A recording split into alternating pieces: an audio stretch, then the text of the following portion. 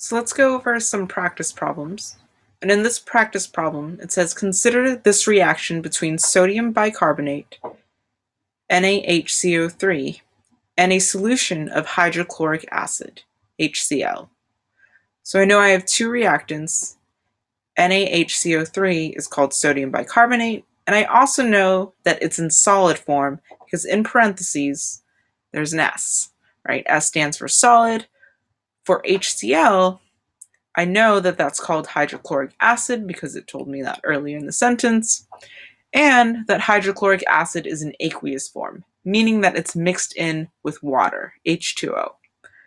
If I mix these two, I'm going to get NaCl aqueous and H2O liquid, also CO2 gas. So part A of this practice problem tells me to write an interpretation. My key word here is interpretation. Write an interpretation of the chemical reaction. Let's make that a little bigger.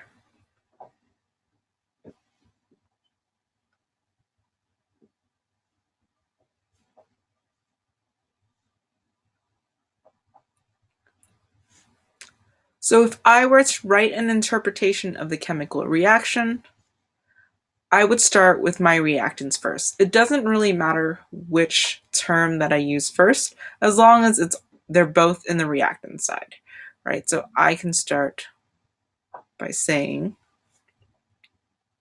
sodium bicarbonate solid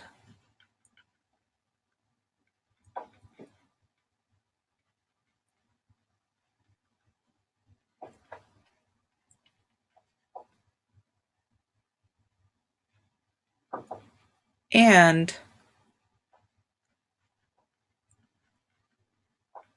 aqueous hydrochloric acid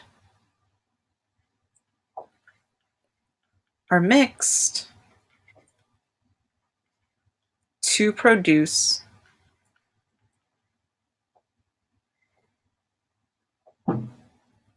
NaCl aqueous. NaCl just stands for salts. If you did not know that, you can type in NaCl on Google and it will tell you that it's just salt. So to produce aqueous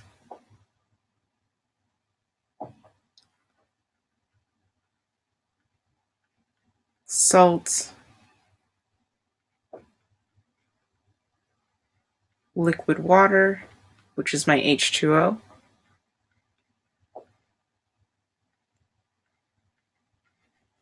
and carbon dioxide in gas form.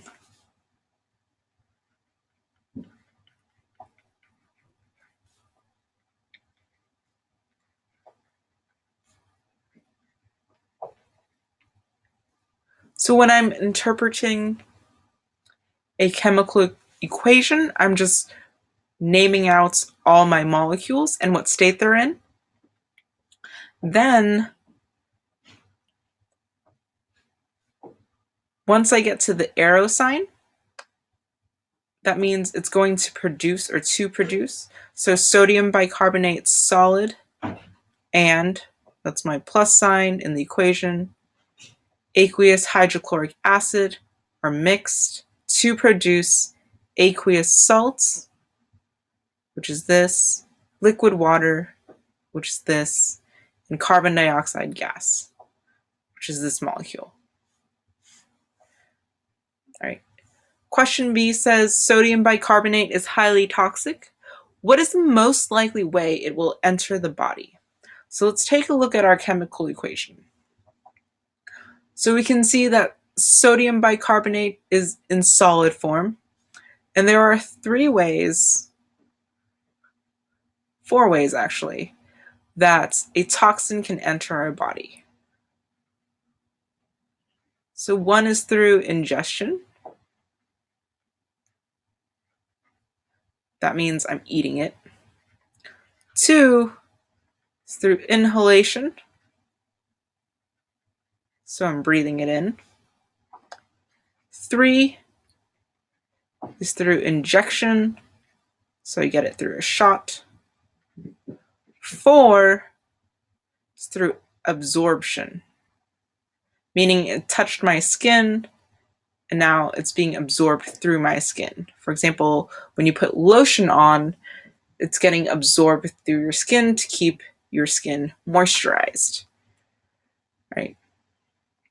So in this case, if it's a solid form, if it's something solid and substantial, I'm probably going to end up eating it to get the toxin inside of me, although you would never want to do that. But to the answer for B, it should be through ingestion. So now that we've done this practice problem together, I'm going to scroll down below. These are extra practice problems for you to do. Right? Make sure you write these down in your notebook. For A, you'll notice that there's a line here in front of each molecule. Don't worry about it, ignore it. So for example, if I were to complete A, you would have Cu solid mixed with O2 gas to produce CuO solid. If you don't know what these molecules stand for, you can look it up through Google search. Right? So just type in Cu or O2 or CuO. In this case, the answer would be solid copper plus oxygen gas mixed together will produce copper oxide solid. That's all it is. Super simple.